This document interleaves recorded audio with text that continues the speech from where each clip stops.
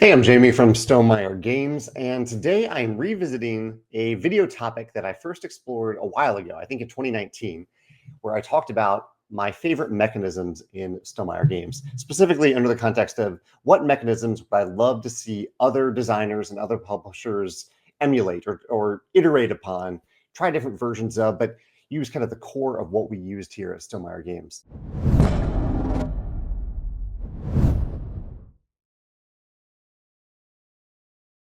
Not all of these mechanisms are entirely innovative of Stonemaier games. Some of them you'll see are quite familiar from other games as well, but I still love them, and our ambassadors love them. They helped out with this list. And so I wanted to share some of them today, starting with the games that we released in 2020 and leading all the way up to mid-2025, which is when we will launch and release Vantage, my open world cooperative game.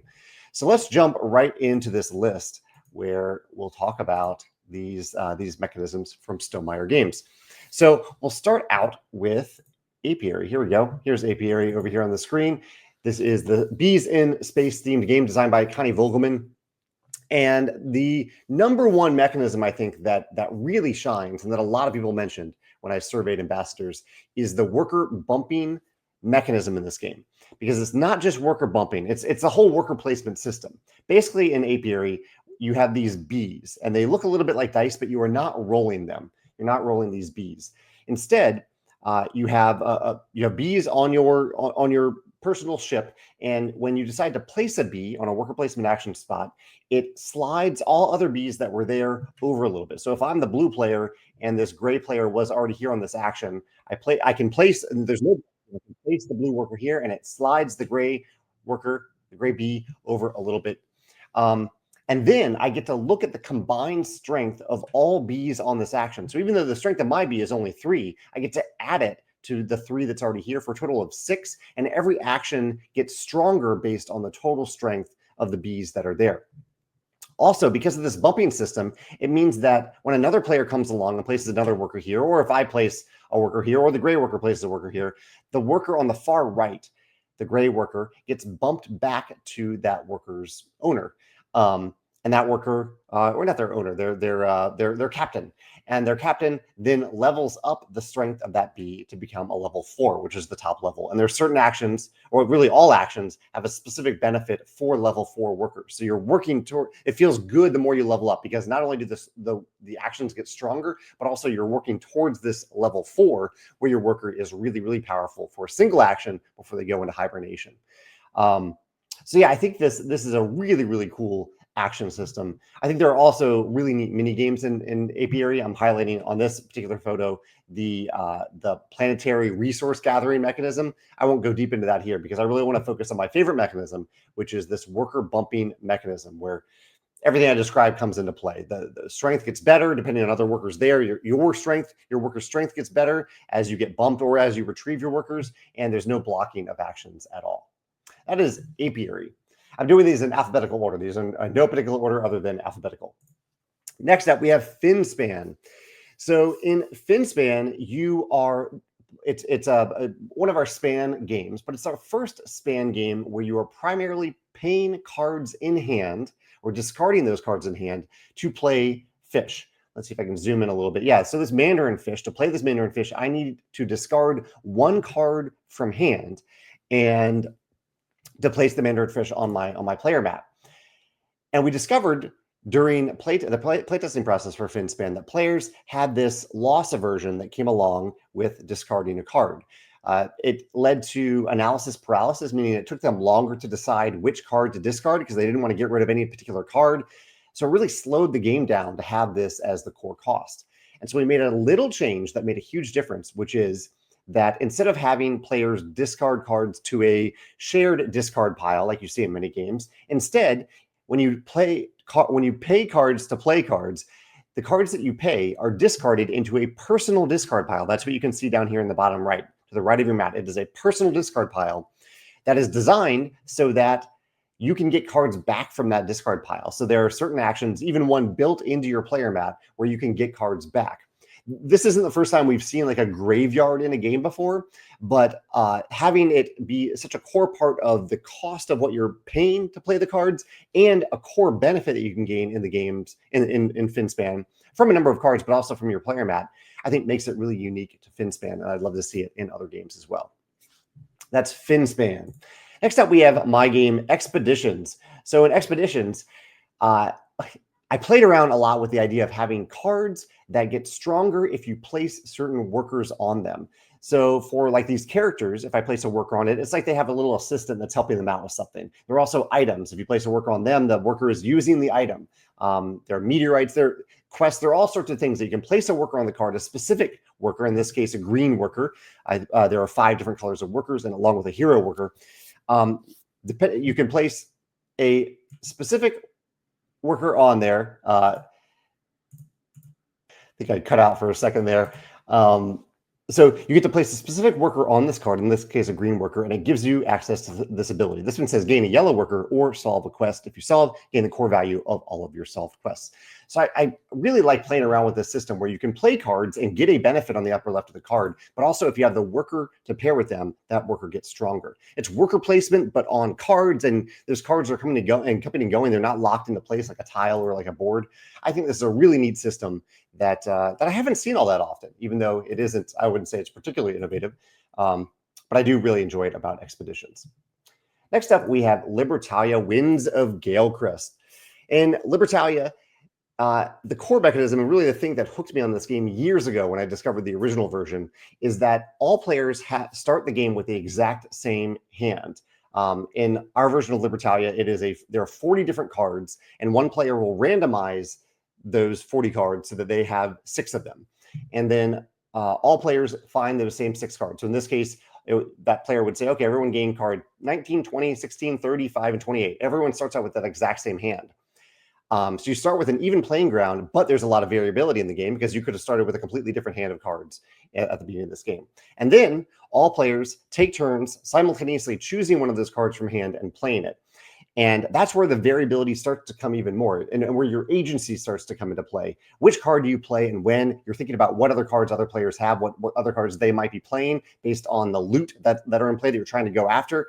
And then as the additional twist to the game, in rounds 2 and rounds 3, I think we call them voyages in our versions of the game, you get 6 new cards, and everyone gets the same 6 new cards, but you haven't used all the cards from the first round. And so every player carries over some cards from the first round, and most likely the cards that I carry over are going to be different than the cards that you carry over. So over the course of the game, even though we are getting the exact same cards, we're playing them in a completely different order, and we're retaining cards from round to round that are different than the other players. I think this is a brilliant system, and I think it has shown up in a few other games. I'm blanking on the other games that it shows up in, but it has shown up in similar ways in other games, and I think it's a brilliant mechanism. That is Libertalia, designed by Paolo Mori. Pendulum, designed by Travis Jones. This game uses time as a mechanism in a way that isn't actually rushing you to do anything in particular. Basically, the timers in this game, in this worker placement game, are used to lock workers in place for a certain amount of time based on how difficult of a task it is for them to complete. So the 3 different timers in the game, there are different lengths of timers. I believe it's 3 minutes, 2 minutes, and maybe 1 minute. I might be a little bit off on one of those. And as you place a worker on an action, that worker is locked into place for the amount of time of that timer. And so you have plenty of time to execute that worker's action, but then they're locked in to do that action for that amount of time. You can't move them to a different action until they have completed, until that timer has gone off. And oftentimes it means you might place a worker on a longer timer, like a 3-minute timer, and you may not have all the resources to execute that action yet. And so you're scrambling with the other timers, not scrambling, that's not the right word, but you are using your other workers that are on the other timers to get the resources you need to afford the cost of the worker that's locked into place for a longer period of time. I think it's a really neat use of time as a resource in a game without making players feel rushed or making them feel like they need to scramble in the game. Yeah, that's Pendulum, the time as a resource as it relates to worker placement in this game. Red Rising. So Red Rising, co-designed by me and Alex Schmidt, has a really simple core system that I think works really well. And it is doesn't just remind me, it was inspired by a game called Fantasy Realms that I love. In Fantasy Realms, you are playing a card from your hand and picking up a card. In Red Rising, it does a very similar thing, but with a twist. The twist in Red Rising is when you deploy a card, this is play a card, when you deploy a card from your hand, it oftentimes comes with a deploy benefit. So you're getting a specific benefit from that card, often based on where you deployed them, like which of the locations you deployed them on, how strong that benefit is based on other types of cards that are there, other factors in play, what other players are doing. So you're actually getting a benefit when you deploy the card, and then you get to pick up a card from another action. And there is no benefit instantly when you pick it up. The cards that you pick up are building towards either future deploy actions or endgame points. But I really like this system. Simply play a card, and then from a different location, pick up a card. It leads to inherent interaction with other players. Some cards are directly interacting with other players, while others, simply by deploying a card, I am making a card accessible for all other players to gain. So I'm trying to figure out a little bit, does another player want this card more than I do? Should I give it up now? Should I hold on to it until the end of the game and score points, or try to score more points from it? So I really like this core choice in Red Rising of playing a card, getting the benefit, and then bringing a card into my hand, a new card that wasn't there before. Yeah, I think it's a really neat system in the game. There are other games that do this, but I really like the way that we implemented it in Red Rising. In Rolling Realms and Rolling Realms Redux, the newer version of the game, both have just a completely different array of realms in the games. This is a roll and write game designed around the idea of infinite scalability, where even though it plays out of the box 1 to 6 players, you can play with anyone at any time around the world. I've played many, many times via these live plays where some people play along live with me, but most other people follow along and play against me in the future. The game works perfectly for that purpose. So it's a game designed around having, by design, no player interaction. But my favorite thing about the game, really, and the thing that ambassadors mentioned in their survey, is that they just really like the expandability and the replayability and the variety that comes from this game, because all players have used the same 3 random realms for round 1. Then they randomize and find 3 new realms for round 2, and the same realms for round 3. So all players have the same realms, and they use the same die rolls, but they're using these die rolls and these realms in very different ways. I love the variability that emerges from it, and how the puzzle changes based on, and you can see in this photo here, some of the many different promo realms, some of the realms that come in the box. I think there are 11 different realms in the box, and then in total, we have almost 70 different promo realms at this point. So the variability that can come, even just out of the box, but especially once you add in those promo realms, is massive.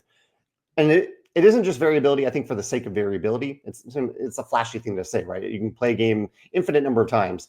But it really does lead to a different puzzle every time you play with 3 realms. And it's one of the reasons that it's become my most played game, because I delight in seeing how I can combine 3 different things and try to make them work as best as possible. So yeah, I think the minigame expandability and variability in Rolling Realms has really made it a game that I've found a lot of joy in. Next up, we have our smallest game, our game with the fewest components. This is Smitten. This is a 1 to 2 player cooperative game that I designed. And it is basically a game about completing 2 grids of cards that form this big picture here. Here's a zoomed in version of this picture. Each of the cards has a different number, a different place where it needs to go in the grid so it completes the art properly, and a description on it, an ability that tells your partner, the other player, or the automa if you're playing solo, it tells them to do something. The key of the game, or the whole crux of the game, is to try to complete the grids. And what I found in designing the game is that the core mechanism that works so well, and that I'd love to see in other games as well, is that Smitten is largely a game about determining whose turn it is. It isn't a back and forth turn game. It isn't a simultaneous play game. It's a game where you are saying, okay, I think I can take a turn right now. And what that is saying is that I can successfully play a card into the grid, and that another player can also successfully follow the instructions on that card to place a card in one of these grids, which is more difficult than it sounds. Like, this is a very short, simple game. It's very common, I think, for you to fail at Smitten and then try again and succeed. There is randomness involved because it is a randomized and shuffled deck of cards. But this puzzle of determining whose turn it is something that I haven't seen that often in games, and I'd love to see it more often in games. Especially, I think it works the best in cooperative games. That is Smitten. One of our more recent games is Stamp Swap from designer Paul Solomon. And in Stamp Swap, this is a multiplayer I cut you choose game with significant simultaneous elements. I love I cut you choose in games, and I think it really shines in this game. We often see it, I think, in two-player games, but I think it can really work in certain multiplayer games. Stamp Swap is not the only game to do this, but it is a game where I think this mechanism really shines. You put out a bunch of tiles in the game, and players are drafting those tiles and then splitting them into two piles. And so you are getting a bunch of things that you want, essentially, and then deciding which of the, and actually you don't even have the decision.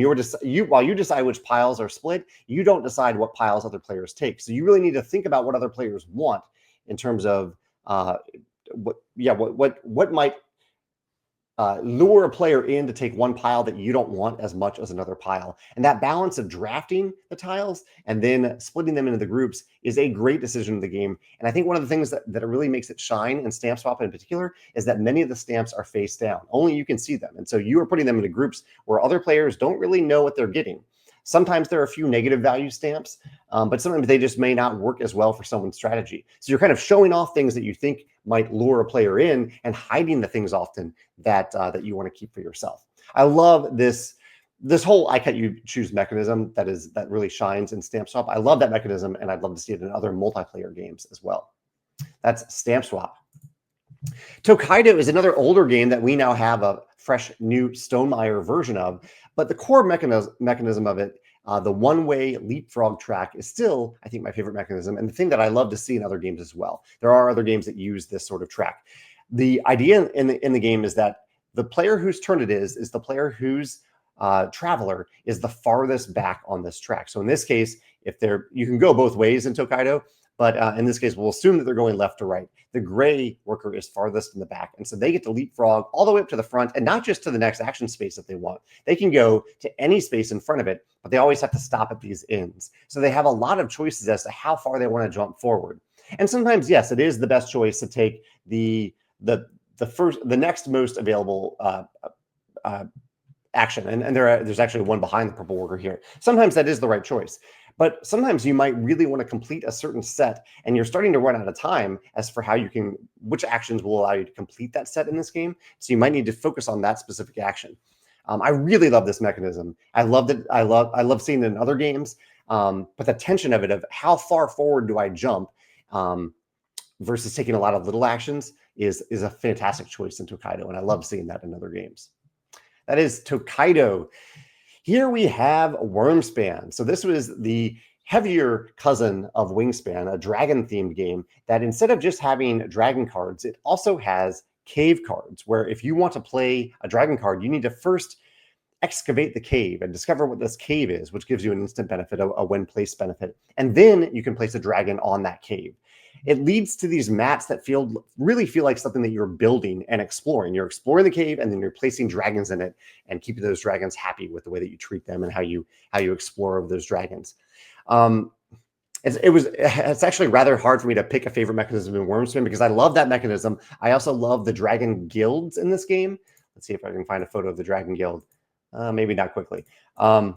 But the dragon guilds in Wyrmspan are a central element of variability, where you're moving around this track and gaining certain benefits. When you reach 12 o'clock and 6 o'clock on this track, you're getting to place tokens to gain powerful benefits.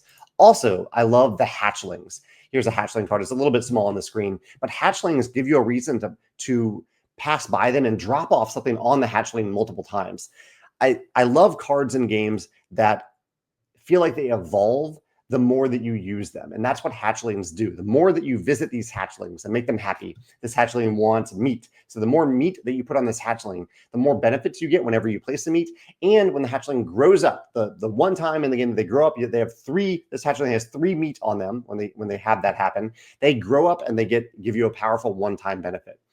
I really like this feeling in Wyrmspan, and that might be my favorite mechanism, the hatchlings in the game, it really does feel like they're growing up as you are interacting more and more with them over the course of the game. So that is my favorite mechanism in Wyrmspan that I'd love to see other games emulate.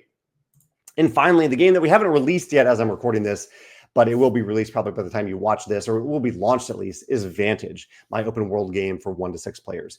And really, one of the things I focused on in this game is the idea of freedom. I wanted to give players a lot of freedom in terms of what they did in the game. And I'll zoom in a little bit here to show you one of the locations. Here's a location of the game, and this shows just how much freedom you have when deciding what you want to do on this location.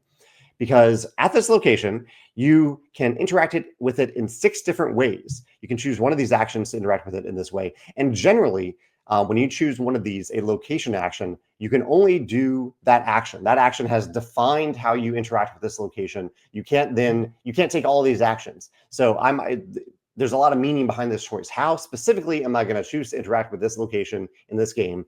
And I may never see this location again, or I may see it again and I'll choose something different in a future game. But in this game, I can only choose one of those options. But if I want to, or later on after I choose one of these options, I can also move off this location. And this is where the freedom and the open world nature of this game comes into play, where you can move in any direction. You can move north. This asterisk means that you don't know how difficult it is to move north. These numbers are here telling you the location numbers to the east and the west, but they're also saying, because there's a number printed here, it's pretty easy to move east and west. It's going to be a 1-cost move action. And south also is uncertain. You have to use your eyes to look around this location to read what's shown here on the card to determine how hard is it going to be for me to move north. What do I know about moving south from the clues that are given to me on this card and on the action that I took? And beyond that, also, those are all actions that you can take on your turn. You can take one of those actions. You can move off the location, take a location action, or you can choose an action on a card on your grid. So like your character card comes with the master action. I won't tell you what that is, but you're trying to master in something that you're doing. You can buy, and this other action is covered up a little bit by these boost tokens. This blood kelp has the action of consume on it. So you can choose to interact with or take actions on cards in your grid as well. So I tried to really lean into this idea of freedom, giving players the freedom to interact with the world and explore and discover this world in the way that feels right to them. You don't know what you're going to find when you're exploring Vantage. But you get to learn as you go. You get to learn to see what you discover, but you have the choice of how you interact with this world.